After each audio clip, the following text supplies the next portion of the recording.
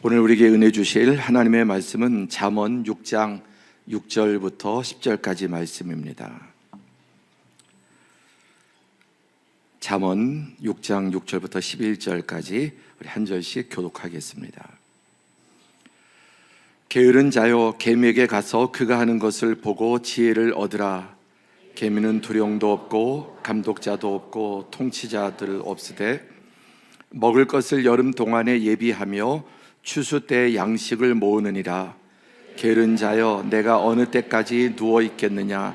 내가 어느 때 잠이 깨어 일어나겠느냐? 좀 더 자자, 좀 더 졸자, 손을 모으고 좀 더 누워 있자 하면 내 빈궁이 강도같이 오며 내 곰핍이 군사같이 이르리라. 아멘. 지난 한 주간은 또 우리나라 역사에 정말 악몽이 될 뻔한 자칫 끔찍할 수 있는 한 주가 될 수 있었지만 하나님의 은혜로 잘 넘어가고 또 조속히 하나님께서 안정을 주실 줄로 믿습니다. 자, 그런 가운데 또 우리 교회에 하나님께서 살아있는 하나님의 백성들 기도와 예배를 통해서 이 나라 이 민족을 버리지 아니하시고 또 오히려 전화위복에 은혜를 주실 줄로 믿습니다. 어저께는 우리 예배당에서 우리 교회 역사상 처음으로 부부교구, 젊은 부부교구들이 아직도 어린 아이들이 있고 가정생활, 사회생활 참 만만치 않습니다만은 청년 때 하나님을 그 예배하던 그 열정, 청년 때 한가닥하던 그런 교회 회장이라든지 예배팀이라든지 이렇게 주도해서 우리 부부교구가 특별히 예배 모임을 가졌는데 정말 너무나 감동적이고 은혜로웠습니다. 하나님께서 또 크게 기뻐하실 줄로 믿습니다. 또 우리 성탄을 앞두고 이렇게 대코팀 또 많은 성도들이 주님의 성탄을 또 맞이하면서 동방박사들처럼 또 이 소식을 알리고 또 우리에게 이 기쁜 마음 또 이런 우리가 추리를 보면서 주님의 오심, 나를 위해서 우리 위해서 오심을 다시 한번 깊이 새기는 그런 은혜가 있기를 바랍니다. 미국 오마하의 현인이라고 불리는 세계적인 부자 워런 버핏이라는 분을 잘 알고 계시죠. 버크셔 해서웨이 주주들에게 해마다 이제 편지를 보냅니다. 그런데 금년에도 이 워런 버핏이 주주들에게 편지를 보냈는데 거기에는 전에 없었던 특별한 내용이 있었습니다. 이제 90세가 넘은 그가 죽음과 또 유언장을 잘 쓰라 이런 주주들에게 특별한 당부를 했습니다. 그 내용은 부모가 미리 유언장을 써두지 아니하면 우리는 좀 숨기는 경향이 있죠. 유언장을 잘 쓰지도 않고 또 써놓고도 숨기고 죽은 다음에 유언장 봐라 이런 식으로 하는 경우가 많습니다. 그런데 이 워런 버핏은 계속해서 자녀들과 함께 이 유언장의 내용들을 보여주고 또 자녀들과 대화하면서 또 수정하고 해마다 이렇게 한다는 것입니다. 그래서 자녀들과 그 자신의 죽은 이후에 유산이라든지 이런 것들 충분히 의논한다는 것이죠. 우리나라 부모 가운데 그런 분들이 있을까요? 저는 이 이야기를 듣고 저희 자녀들에게 이 영상도 함께 공유하면서 참 너무 멋지다. 나도 이렇게 해야 되겠다. 그렇게 생각을 합니다. 특히 부자들은 부모가 갑자기 죽으면 유산 문제 가지고 소송도 벌리고 아주 형제들이 철천지 원수가 되는 것들을 많이 보았기 때문에 제대로 된 유언장은 가족을 더 끈끈하게 만든다. 그러니까 다시 한번 생각해 보시고 내가 아직 멀었는데 보다 미리미리 이렇게 준비하고 이걸 사전에 자녀들하고도 공유하면서 얘기한다면 훨씬 더 자녀들의 관계가 깨지지 않고 평생 피땀 흘려서 번 돈을 그것 때문에 자식들이 이렇게 싸우게 만드는 것은 부모의 문제도 크다라고 아니할 수 없을 것입니다. 그래서 버핏은 재산의 99% 이상을 기부하겠다고 선언하고 계속 기부하고 있고, 마지막 이제 사후에는 99.5%, 자식들은 0.5%만 가지고, 그런데 이 세 자녀들이 전부 다 하나씩 서로 다른 분야의 사회 사업을 하고 있습니다. 뭐 먹고 사는 것은 크게 문제 없으니까 더 이상 돈에 욕심내지 않고, 또 이 아버지가 기부한 이런 돈을 이제 여러 가지 아주 중요한 그런 사회 사업을 하고 있는 것을 보게 됩니다. 자신의 죽음 이후를 잘 준비하는 지혜롭게, 특별히 자식들이 분쟁하지 않도록 이렇게 하는 것은 우리도 배워야 될 일이라고 생각을 합니다. 오늘 말씀의 제목은 미래를 만드는 사람. 지금 이런 이야기를 통해서 미래를 준비하는 것을 우리가 보았습니다. 미래를 준비하는 것을 넘어서 미래를 만드는 사람, 나는 미래를 만들어가고 있는지 끌려다니는지를 한번 생각해 보시면 좋겠습니다. 특별히 여러분, 앞으로 남은 인생, 또 내년 한 해 어떻게 지금 준비하고 있으십니까? 미래에 대해서 첫 번째, 아무 대책 없이 사는 사람이 있습니다. 뭐 내 뜻대로 되는 게 하나도 없고 계획 세워봐야 되지도 않는데 그냥 되는 대로 사는 사람이 있습니다. 준비하지 않습니다. 두 번째, 미래를 무속에 의지해서 뭐 점치고, 특히 이제 연말이 되면 이런 일들이 많죠. 예언과 점쟁이, 사주팔자, 신년 운세, 이런 것들에 의지해서 미래를 알고 싶어하고 또 그런 말을 듣고 싶어하는 사람이 있습니다. 세 번째, 미래를 예측하는 사람들이 있습니다. 미래학자들이죠. 그래서 이 미래를 예측하는 사람들은 미래학, 통계학을 공부해서 지금까지 지내온 모든 데이터 이런 것들을 통계를 내고 사회 흐름을 면밀하게 추적한 다음에 앞으로 내년이 어떻게 바뀔 것인지, 또 미래가 어떻게 바뀔 것인지를 계속해서 이런 전문 학자들이 통계를 기반으로 이런 책들을 내놓습니다. 저도 해마다 이 책을 반드시 사서 봅니다. 트렌드 코리아 2025, 2025년도에 우리 한국의 트렌드가 어떻게 바뀔 것인지, 시대가 어떻게 바뀌고 있는지를 이런 책을 보면 또 상당 부분 읽어낼 수 있습니다. 또 교회도 한국교회 트렌드 2025, 이분도 이제 이런 통계를 전문으로 하신 분인데 자기의 은사를 활용해서 교회 지금 그리스도인들, 크리스찬들이 어떻게 의식들이 바뀌고 이 급변한 사회 속에서 지금 성도들의 의식과 생활 양식이 어떻게 바뀌는가를 이제 면밀히 조사해서 목회에 많은 도움을 주고 있습니다. 2달 전에 이 책을 사서 우리 교역자들 계속 공부하고, 또 우리 당회 장로님들, 교회를 이끌어가고 또 교회 여러 가지 정책을 결정하는 우리 장로님들이 함께 이 책을 읽고, 또 우리 교구장님들도 함께 공부하면서 어떻게 지금 바뀌고 있는지, 이 책에서 지적한 10가지가 제 목회 경험과 그대로 일치하고 있습니다. 정말 이렇게 변하고 있는 것들을 확실하게 이런 통계를 통해서 알 수 있습니다. 지난 2달 동안 저와 우리 장로님들 당회는 한 해를 결산하고 또 2025년도를 준비하고 있습니다. 먼저는 말씀과 기도 가운데 또 세상이 어떻게 돌아가는지를 면밀하게 관찰하면서 이 세상 속에 살아가는 우리 성도들에게 어떻게 방향을 제시하고 또 교회가 변화되어야 될 것인가를 고민합니다.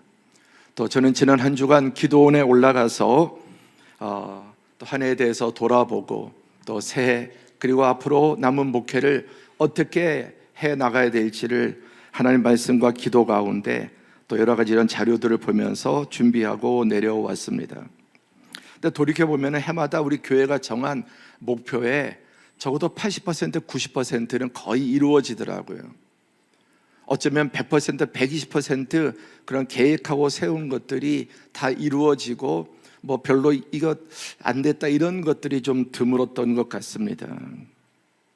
하나님께서 금년에도 목표 이상의 여러 가지 많은 은혜를 우리 교회에 주셨습니다. 자, 오늘 잠언 6장 6절부터 11절까지의 말씀을 읽었는데, 잠언은 하나님을 경외하는 사람이 실제 삶에서 지혜롭게 사는 방법을 말씀하고 있습니다. 성경은 뜬구름 잡는 그런 경전이 아닙니다. 여러분, 세상에 성경만큼 실용적이고 경제적인 책이 없습니다. 무슨 고상한 종교적인 경전, 그런 가르침만 담고 있는 게 아니라 성경이야말로 가장 우리 인생을 실용적으로 제대로 살아갈 수 있도록 그런 원리와 지침들을 주십니다. 그 중에서 이 잠언, 어떻게 참으로 인생을 올바르게 파산하지 않고 끝까지 복되게 살아갈 수 있는지를 가르쳐 주십니다. 오늘 본문으로 이제 들어가서 본문으로 돌아가서 가장 무서운 게으름은 무엇인가? 라는 질문을 먼저 던집니다. 6절에 보니까 게으른 자여 개미에게 가서 그가 하는 것을 보고 지혜를 얻으라. 개미는 두령도 없고 감독자도 없고 통치자도 없으되 먹을 것을 여름 동안에 예비하여 추수 때 양식을 모으느니라. 게으른 자여, 개미를 보고 지혜를 얻으라고 말씀했습니다. 개미는 두령도 감독도 통치자도 없지만 먹을 것을 여름 동안에 예비해서 추수 때 양식을 모아둡니다. 그래서 개미굴을 쭉 파보면 그 방이 여러 가지 이렇게 있죠. 거기에다 다 양식들을 차곡차곡 쌓아둡니다. 다람쥐도 그렇고요. 그걸 보면서 미래를 준비하는 지혜를 배우라고 하는 것입니다. 그래서 저도 어릴 때 다 들었던, 유치원 때 들었던 이 개미와 배짱이에요. 계속 여름일 줄 알고 어디 가나 먹을 것이 쌓였을 줄 알고 일하지 않고 노래 부르고 띵가띵가 놀고 즐깁니다. 그런데 개미들은 열심히 일을 하죠. 배짱이는 이 개미를 조롱합니다. 비웃습니다. 그러나 겨울이 되면 어떤 일이 벌어집니까? 제가 기도원에 갔다가 그 기도원 그 건물 처마에 거미들이 이렇게 많이 얼어 죽은 걸 봤습니다. 저놈들은 왜 저렇게 얼어 죽었을까? 왜 미리 피하거나 준비하지 않고 저렇게 다 얼어 죽어 있는 이 거미들을 보았습니다. 오늘 하나님의 말씀은 우리 인생이, 사람도 이렇게 게으를 수 있다고 하는 것을 보여줍니다. 배짱이는 현재를 즐기느라 다가오는 미래의 어려움을 준비하지 않는 사람들을 의미하지 않습니까? 그러면은 가장 무서운 게으름이 무엇입니까? 함께 읽어볼까요? 시작. 가장 무서운 게으름은 생각의 게으름이다. 가장 무서운 여러 종류의 게으름 중 생각이 게으른 게 제일 게으른 겁니다. 생각하기 싫어. 난 모르겠어. 될 대로 되라지. 어떻게 되겠지. 여러분, 점점 우리 현대인들이 생각을 깊이 많이 바르게 할까요? 아니면 감각적으로 너무나 쉽게 빠르게 또 본능적으로 그렇게 결정할까요? 점점 생각하기를 싫어합니다. 특별히 이 모바일 폰, 스마트폰이 생긴 이후로 구글에 물어보고 AI에 물어보고 무엇이든지 생각과 고민보다 그냥 다 검색해서, 그렇게 될 때 우리 뇌가 얼마나 파괴되는지 이런 연구 결과들이 있습니다. 계속 거기에 의존해서 모든 것을 하려고 하면 편리하지만 점점 더 우리의 생각은 굳어지고 뇌가 병들게 돼 있습니다. 책을 잘 읽지 않죠. 아이들이. 여러분, 자녀들의, 청소년들 또 청년들, 자녀들 집에 방에 책들이 얼마나 있습니까? 어릴 때부터 그런 훈련을 잘 시켜나가야 되겠죠. 잠언 24장 30절 32절에도 잠언에는 아주 이 게으름에 대한 교훈이 아주 많습니다. 솔로몬이 이 잠언을 지었다고 우리가 알고 있죠. 30절에 보면 내가 게으른 자의 밭과 지혜 없는 자의 포도원을 지나며 본즉 가시던 물이 그 전부에 퍼졌으며 그 지면이 거친 풀로 덮였고 돌담이 무너져 있기로 내가 보고 생각이 깊었고 내가 보고 훈계를 받았노라. 내가 보고 생각이 깊었다. 하나하나 사물을 그냥 스치고 지나가는 게 아니라 사건과 사물과 이런 것들을 보면서 깊이 생각하는 사람입니다. 솔로몬은 하나님이 그에게 지혜를 주셨지만 그는 이미 먼저 지혜로운 사람이었기 때문에 하나님께서 무엇을 줄까 요구했을 때 지혜를 구할 수 있었다. 그가 지혜로운 사람이기 때문에 지혜를 구한 것입니다. 성경은 지혜가 제일이다. 여러분, 인간의 모든 여러분 위대함은 지혜에서 오는 것이죠. 인간의 지혜에서 오는 것입니다. 솔로몬은 무엇을 보더라도 그냥 지나치지 않습니다. 어딜 지나가다가 게으른 자의 밭과 지혜 없는 자의 포도원을 지나면서 보니까 가시덤불이 다 전부 퍼졌고 지면에 거친 풀들로 다 잡초로 덮여 있고 포도원에 돌담이 다 무너져 있습니다. 그걸 보면서 생각이 깊었고 내가 보고 훈계를 받았노라. 타산지석이라고 하죠. 우린 뉴스를 보면서 끊임없이 일어난 사건과 사고를 보면서 비난하고 탄식하고 안타까워하는 것도 필요하지만 그것을 보고 교훈을 얻고 있는가?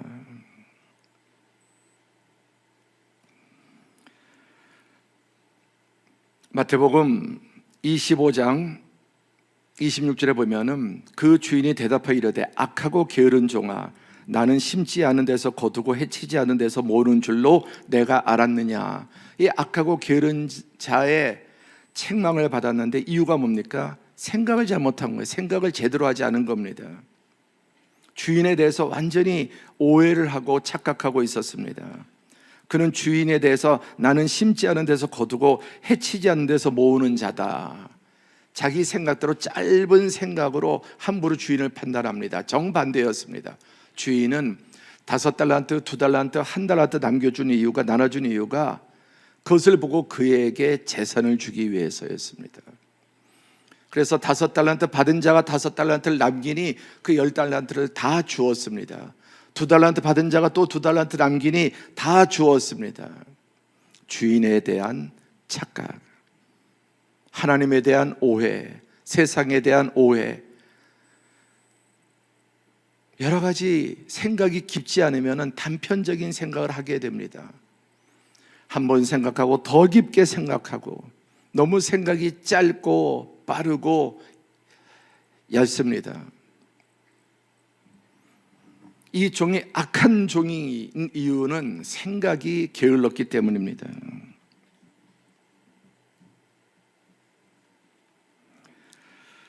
프란츠 카프카라고 하는 사람은 모든 죄악의 근원은 성급함과 게으름이다.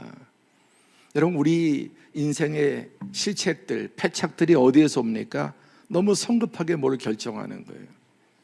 특히 사업을 하는 분들 정말 돌다리도 두드려서 건너고, 근데 너무 성급하게 조급해 쫓기는 거예요. 쫓기는 거예요. 장사를 하는 것도 개업을 하는 것도 어떤 일을 하는 데 있어서 충분히 숙고하고 연구하지 않고 너무 쉽게 생각하고 무엇을 하게 되면, 그래서 죄악의 근원은 성급함과 게으름이다. 예, 생각의 게으름이 가장 무서운 게으름이라고 하는 것입니다.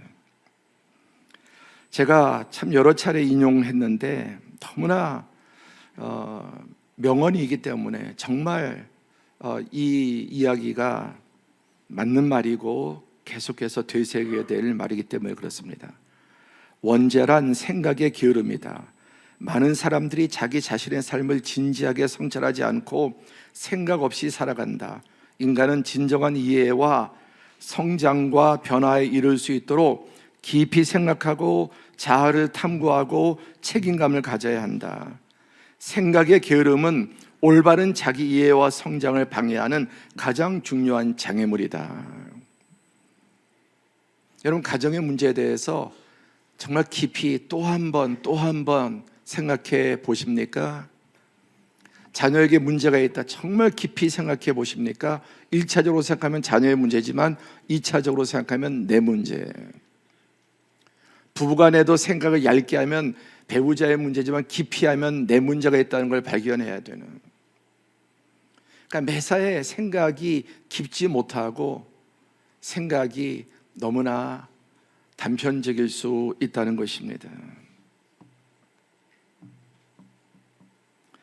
그러면 이 생각의 게으름의 무서운 결과는 무엇입니까? 자, 9절에 보면 게으른 자여 내가 어느 때까지 누워 있겠느냐, 내가 어느 때 잠이 깨어 일어나겠느냐, 좀 더 자자, 좀 더 졸자, 손을 모으고 좀 더 누워 있자 하면 내 빈궁이 강도같이 오며 내 곤핍이 군사같이 이르리라. 이렇게 생각이 게으른 사람은 몸이 게을러지게 되죠. 생각이 게으른 사람이 몸이 부지런하면 더 일을 만듭니다. 자꾸만 미루는 것, 생각이 게으른 사람이 자꾸만 미루죠. 어차피 해야 되는데 부담만 쌓이고 스트레스만 쌓이고 결국은 제대로 되지도 않고. 그러니까 좀 더 자자, 좀 더 졸자, 손을 모고 좀 더 누워있자. 그러면 어느 순간 너의 빈궁이 강도같이 오며 내 곤핍이 군사같이 이르리라.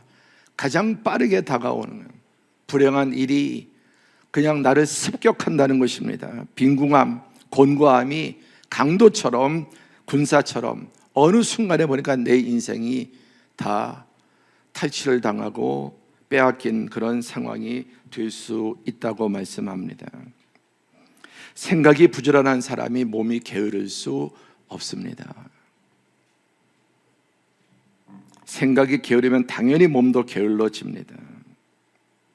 우리는 인생을 살아가는 데 있어서 그때그때 살아가지 않고 거의 사고방식이 있어요. 거의 사고방식이. 그래서 그 방식대로 생각합니다. 식습관도 있죠. 또 생활습관도 있습니다. 언어 습관도 있습니다. 생각도 길이 나 있기 때문에 어떤 문제가 탁 닥치면은 항상 생각하는 방식대로 하는 거예요. 계속 편견, 외골수, 편향 이런 쪽으로 나가게 됩니다. 그래서 생각이 게으른 사람은 그 게으른 부분에 실패자가 될 수밖에 없습니다. 지난주 온 국민을, 세상을 경악하게 하고 분노하게 하는 계엄 선포가 있었습니다. 역사에 정말 길이 남을 정적인 자폭이 아닐 수 없습니다. 왜 이런 일이 벌어졌을까요? 어쩌면 생각이 그렇게 짧은가? 그게 될 일이라고, 그게 이 시대 가운데 그게 통할 거라고. 일반 국민들 상식적으로 보면 다 알지 않습니까? 지금이 어느 시대인데 그게 통할 거라고 온 세상에 부끄러움이 되었습니다. 왜 그런가? 생각이 짧은 거예요. 생각이 완전히 편향되어 있는 결과입니다. 여러분, 우리가 사는 시대는 점점 생각이 게을러지는 시대고 또 한쪽으로 치우칩니다. 게임이나 유튜브나 SNS, AI 이런 것들, 이런 검색들, 또 특별히 우리가 유튜브나 이런 뉴스도 계속 한쪽만 보는 거예요. 계속 한쪽만. 계속 그러면은 점점 더 편향되고 그럼 결국 무너지게 됩니다.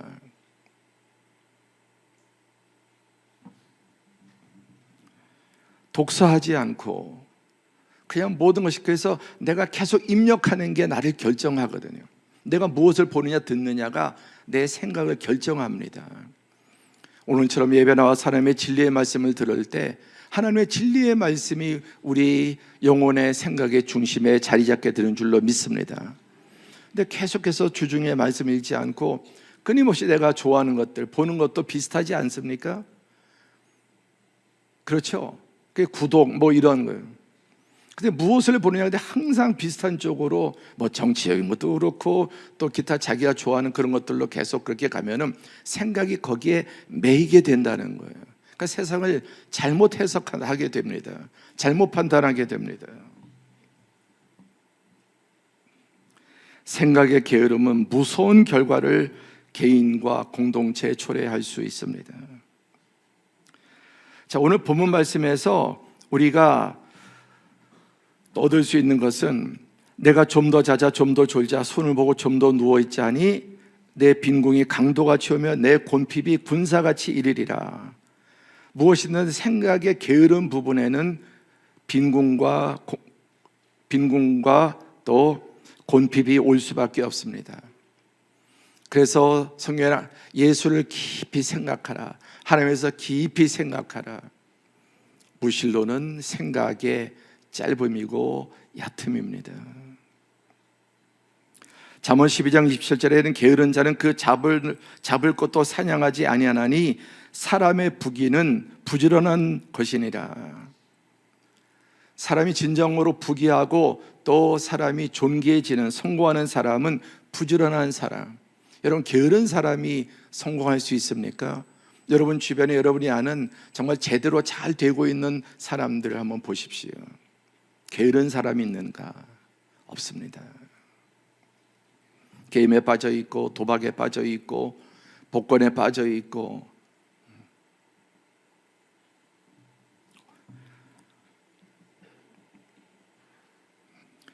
오늘 본문 말씀에서 우리는 언제나 미리 준비하시는 하나님을 봅니다. 여기 이런 모든 말씀이 하나님께서 미래를 준비하라고 하는 말씀이에요. 개미를 보면서 개미 같은 미물도 겨울을 나기 위해서 준비하는데, 이런 말씀을 우리에게 교훈하시는 하나님 어떤 분이십니까? 언제나 미리 준비하는, 유비무환이라는 말도 있지 않습니까? 이런 인생이 되지 않으려면 미리 생각하고 준비해야 된다는 것입니다. 본문은 하나님이 세상을 통치하는 방식과 법칙을 보여줍니다. 더 이어서 보면은 잠언 12장 24절 시작.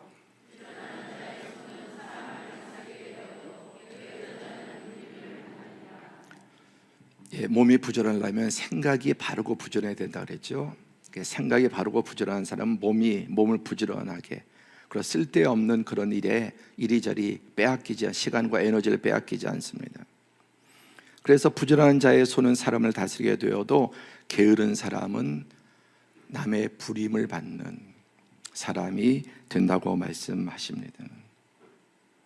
자, 우리 하나님이 얼마나 미리 준비하시는 분인가 한번 요나서 여기 좀 몇 구절만 보면, 여호와께서 이미 큰 물고기를 모아사 예비하사, 4장 6절에 하나님 여호와께서 무엇을? 박농쿨을 예비하사, 또 4장 7절에 보면 하나님이 벌레를 예비하사, 지극히 작은 거 하나까지도, 또 4장 8절에 하나님이 뜨거운 동풍을 예비하사. 우리 하나님은 미리 준비하고 예비하시는.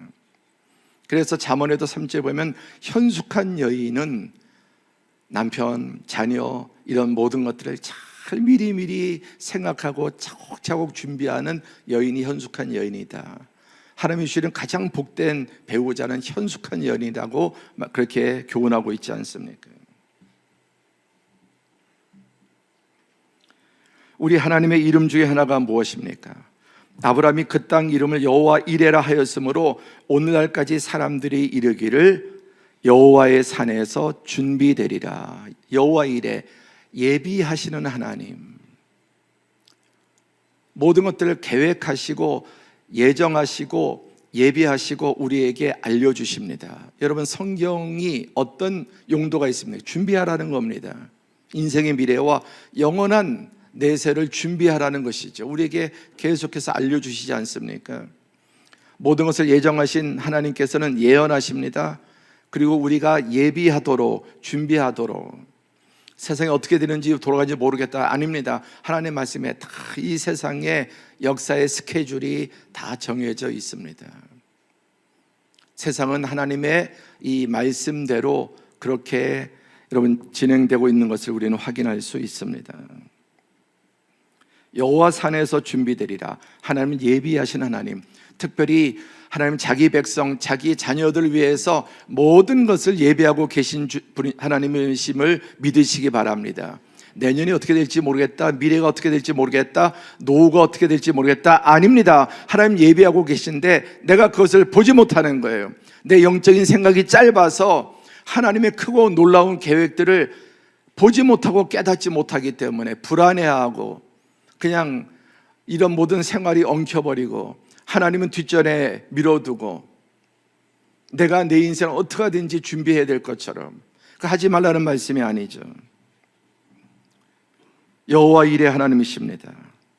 또 이사야 9장 7절에 보면 그 정사와 평강의 더함이 무궁하며, 하나님의 통치, 하나님의 평강은 무궁합니다. 또 다윗의 왕자와 그의 나라에 군림하여 그 나라를 굳게 세우고 지금 이후로 영원히 정의와 공의로 그것을 보존하실 것이라. 다 함께 만군의 여호와의 열심히 이를 이루시리라.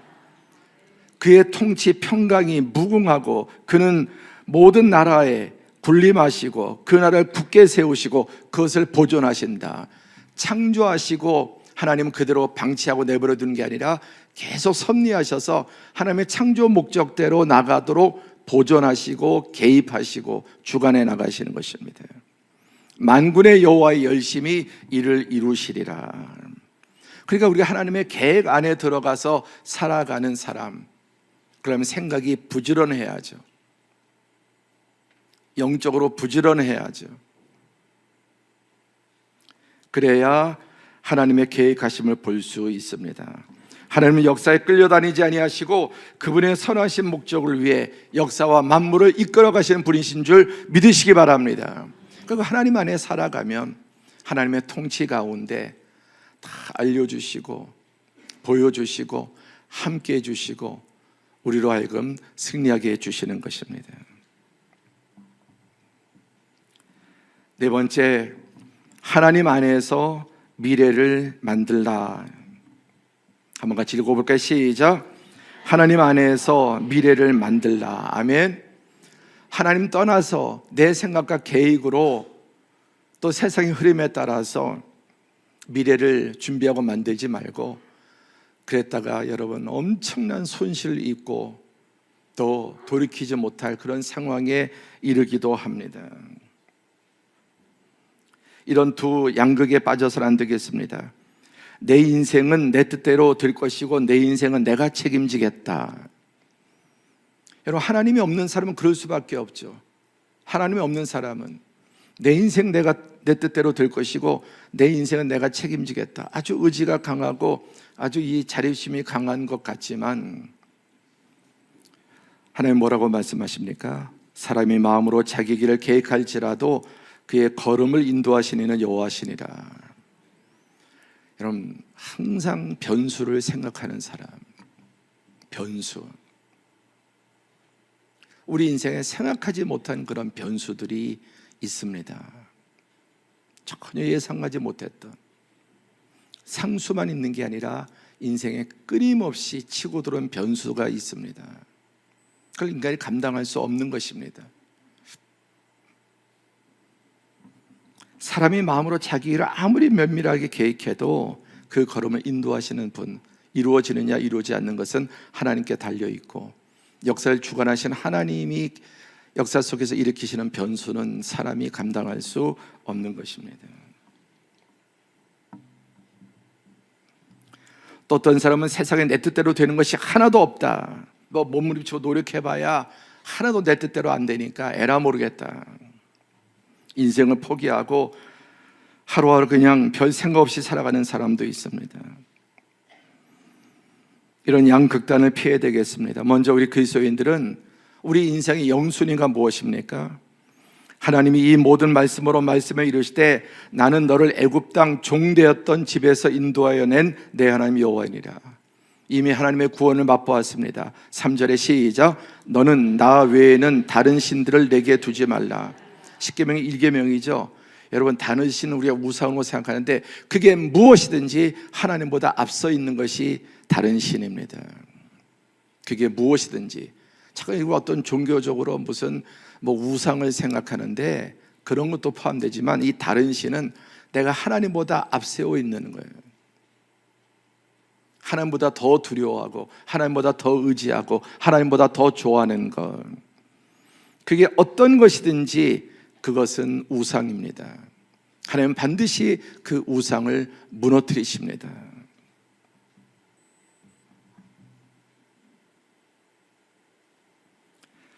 대신 마태복음 6장 33절에 그런즉 너희는 먼저 그의 나라와 그의 의를 구하라. 먼저 하나님의 뜻, 하나님의 나라, 나를 향한 하나님의 계획과 소명이 무엇인지, 목적이 무엇인지, 먼저 내 인생을 향한 하나님의 목적을 생각하고 나아가는 사람, 거기에 맞추어 살아가는 사람들에게는 모든 것을 더하여 주시리라고 약속하셨습니다. 그래서 우리 참된 그리스도인은 어떻게 살아갑니까? 인생을 내 의지와 내 능력과 내 뜻대로 그렇게 살아가거나, 또 내 마음대로 안 되니까 아무것도 안 되니까 포기하거나, 아무것도 안 하고 그냥 하나님만 의지하고 기도만 하고 그냥 종교 생활에 매여서 그냥 거기에 목을 메고 계속 하나님께 기도만 하고 그렇게 하고 있습니까? 그러지 않습니다. 제가 성경 구절 중에 대단히 좋아하는 말씀입니다. 다 함께 시작.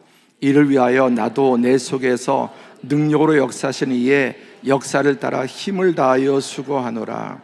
내 속에서 영과 혼과 육으로 먼저 이를 위하여서 내 속에서 능력으로 역사하시는 역사를 따라 하나님의 역사를 따라서 힘을 다하여 수고하는 것, 이것을 옛사람들은 진인사 대천명이라고 했습니다. 원리는 같은 것입니다. 인간이 할 수 있는 모든 노력을 다 기울이되 결국은 결정은 하늘이 하는 것이다. 그러니까 먼저 내 속에서 역사하시는 이의 역사를 따라 하나님의 말씀과 성령의 인도를 따라서 하나님의 도우심을 구하며 기도하고 의지하면서 힘을 다하여 최선을 다해서 살아가는 사람입니다. 이분은 파블로 데 사라사테라고 하는 분이죠. 웬만한 분들은 다 알 겁니다. 역사상 가장 뛰어난 바이올린 연주가고 작곡가였습니다. 치고이노 바이젠이라고 하는 이런 집시의 노래, 대단한 아주 명곡 중에 명곡입니다. 그런데 이런 말을 해서 천재다 사람들이 그러니까 37년간 하루 14시간씩 바이올린을 연습했는데 사람들은 나를 가르쳐 천재라고 부른다. 여러분, 하루에 14시간을 37년 동안 바이올린을 치는 사람, 피아노 치는 사람이 있을까요? 아마 어떤 분야에도 이 정도로 하는 사람은 정말 드물 겁니다. 그러니까 역사상 가장 위대한 바이올리니스트 또 바이올린 작곡가가 된 이유가 37년 동안 14시간씩 그걸 못 보고 천재라고 말한다는 겁니다. 우리가 어떤 분야에 성공한 사람, 잘 이렇게 되는 사람에 보면 그 껍데기만 보지 말고 그 내면에 얼마나 엄청난 수고와 노력과 몸부림이 있었나를 인정하고 볼 줄 알아야 합니다. 아, 천재적이야 이렇게 말하지 말라는 것이죠.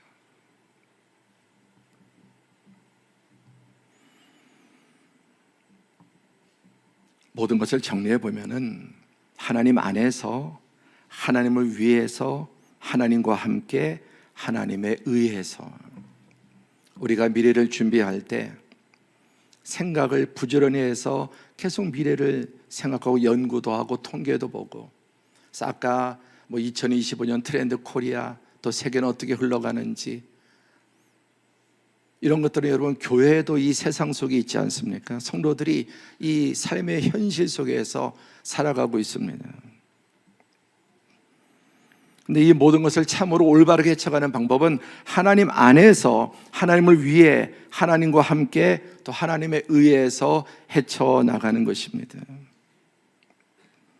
우리 주보에 보면은 매달 추천도서가 있는데 12월의 추천도서는 이찬수 목사님이 쓰신 지금 변하지 않으면 내일은 없다. 변화의 타이밍이 중요하다. 여러분 인생에 뭔가 전환해야 될 그런 시점은 아닙니까? 특히 연세가 많으신 분일수록 목표를 잃어버릴 수 있어요. 그럼 인생의 가치가 뚝 떨어집니다. 재미가 뚝 떨어집니다. 연세가 많으면 많을수록 더 확고한 목표가 있어야 합니다. 그러지 않으면 인생이 너무너무 시들시들해지고 재미없어지는 거예요. 하나님은 목적 없는 인생을 단 하루도 주시지 않았습니다. 지금 변하지 않으면 내일은 없다. 여러분 세상이 얼마나 광속으로 바뀌고 있습니까? 나이가 들어갈수록 이 변화에 둔하게 되죠.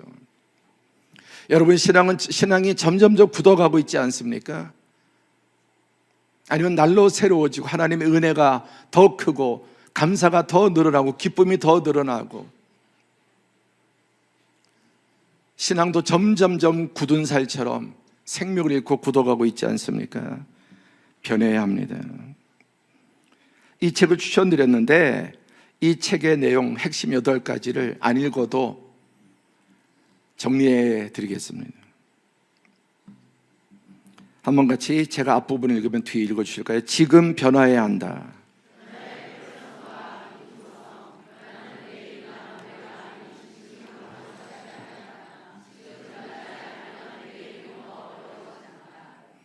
여러분 변해야 될 시점입니까? 아닙니까?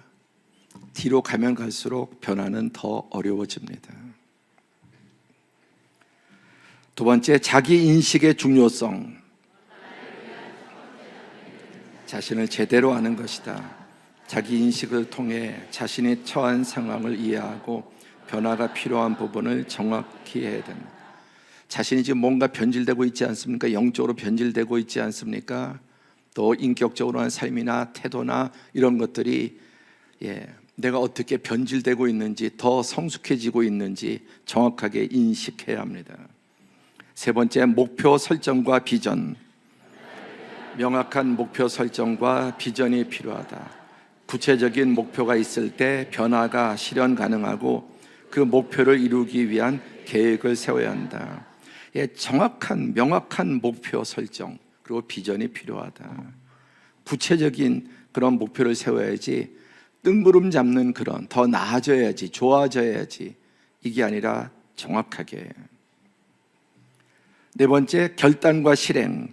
목표를 세우는 것보다 더 중요한 것은 그것을 실행에 옮기는 것이 중요하다. 이를 위해 결단이 필요하며 매일 작은 실천을 통해 변화를 이루어 나가야 한다. 오늘 말씀을 듣고 마음속에 그래, 변화가 필요해, 내가 좀 미래에 계획하고 바꿔야 되겠어. 그리고 여러분, 많은 경우 그냥 흐지부지 결단하지 않으면 내 것이 되지 않습니다. 아멘하고 하나님이 주신 기회라고 여기고 그것을 붙잡을 때 여러분, 결단과 실행을 해야 변화가 일어납니다. 다섯 번째, 영적 성장과 변화. 영적 성장은 내적 변화는 삶의 변화를 가져온다. 말씀과 기도, 묵상, 예배 등 하나님과의 관계가 깊어질 때 진정한 변화가 일어난다. 아멘. 진정한 변화는 하나님과 가까이 할 때, 내가 누구를 만나느냐, 어떤 것을 계속 접하느냐, 보느냐가 우리를 그렇게 변화시키는데, 영적 성장은 내적 변화를 가져오고 내적 변화는 삶의 변화를 가져옵니다. 그러므로 말씀, 기도, 묵상, 예배, 하나님과 관계가 깊어지면 깊어질수록 진정한 변화가 일어나게 됩니다. 오늘 오후에 제자훈련 이제 수료식, 성경대학 수료식에 여러분의 간증이 있습니다. 우리 추수감사절에도 간증이 있었습니다. 성례식에도 간증이 있었습니다. 이분들은 하나님과 가까이 하면서 인생의 놀라운 변화를 경험하고 있는 것입니다. 여섯 번째, 지속적인 변화의 필요성. 일회성의 변화가 아니라 지속적으로 변화를 추구해야 한다. 변화는 한 번에 끝나는 것이 아니며 지속적인 자기 개선과 성장이 필요하다. 다시 한번 촉구합니다. 특별히 연세가 많으신 50대, 60대, 70대, 80대로 가시는 분들, 죽는 날까지 끊임없이 변화되고 더 성숙해지도록 계속해서 목표를 가지고, 목표를 놓치지 말고 목표를 세우고 나가야 합니다. 일곱 번째, 삶의 우선순위 조정. 변화를 이루기 위해서는 삶의 우선순위를 재조정해야 한다. 불필요한 일들을 줄이고 진정으로 중요한 것에 집중함으로 변화가 가능하다. 너무 불필요한 것에 이것저것 많이 하는 게 중요한 게 아니에요.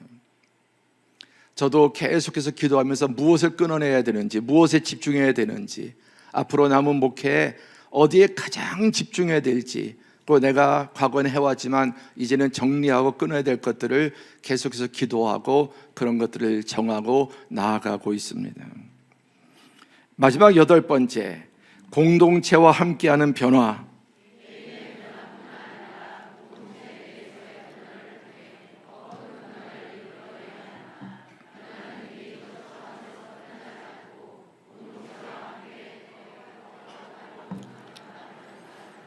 이게 교회죠, 셀이죠. 그래서 교회 안에서도 여러분 그냥 예배만 이렇게 나오는 분들과 셀에 속해서 공동체 함께 나누고 서로 기도하고 서로 배우고, 이 변화의 속도는 비교할 수 없습니다. 공동체 없이 10년 교회 다니는 것보다 공동체와 함께 1년 신앙사라는 게 더 변화가 빠릅니다. 하나님 인간을 그렇게 만드셨어요. 예배 자리뿐만 아니라 함께 성도들이 모여서 이 시대 가운데 고민하며 또 넘어지기도 하고 이기기도 하고 서로의 믿음 안에 살아가는 이 성도들과 진정한 교제를 나눌 때 힘을 얻고 배우고 또 다른 사람에게 선한 자극을 주고, 그러면서 내 신앙이 빠르게 강력하게 변화됩니다. 제가 지금까지 목회하면서 보는 것은 이것은 법칙과도 같습니다. 공동체와 함께 있을 때 더 빠른 변화를 경험하게 됩니다. 말씀을 맺겠습니다. 오늘은 2024년 10월 8일, 이제 한 해가 20여일 남았습니다. 짧게는 금년 한 해, 길게는 지금까지 나의 인생을 어떻게 살아왔는지 돌아보고, 또 짧게는 내년 한 해 어떻게 내가 살아갈 것인지, 또 남은 인생을 어떻게 어디에 집중하며 살아가야 될지를 생각해야 될 시점입니다. 오늘 드린 4가지 말씀 정리해 봅니다. 미래를 만드는 사람이 되어야 하는데, 그러면 가장 무서운 게으름은 생각의 게으름의 무서운 결과, 언제나 미리 준비하시는 하나님. 아멘. 내년에도 세상 끝날까지 우리를 위해서 하나님 가장 좋은 것을 예비하고 계신 것을 믿으시기 바랍니다. 4번째, 하나님 안에서 미래를 만들라. 아멘. 우리 새해를 앞두고 새해를 계획하는 지혜와 은혜가 있기를 바랍니다. 그래서 먼저 그의 나라와 그의 뜻, 하나님과 관계를 구하고 나아갈 때 모든 것을 더해 주신다고 말씀했습니다. 끝으로 고린도전서 2장 9절 우리 크게 읽고 마치겠습니다. 시작. 기록된 바 하나님이 자기를 사랑하는 자들을 위하여 예비하신 모든 것은 눈으로 보지 못하고 귀로 듣지 못하고 사람의 마음으로 생각하지도 못했다 함과 같으니라. 아멘. 기도하겠습니다. 하나님이 자기를 사랑하는 자들을 위해서 예비하신 모든 것은 도무지 우리가 보지도 못하고 귀로 듣지도 못하고 사람의 마음으로 상상하지 못한 그런 놀라운 은혜를 준비하고 계십니다. 내가 세상 끝날까지 너희와 함께 하신다고 약속하셨습니다. 우리의 한 해를 돌아보고 새해를 지혜롭게 준비할 때 주님, 미래를 만드는 사람 하나님과 함께 먼저 하나님 앞에서 하나님의 뜻을 묻고 주님, 미래를 준비하는 지혜로운 삶이 되도록 은혜 베풀어 주옵소서. 함께 기도하겠습니다.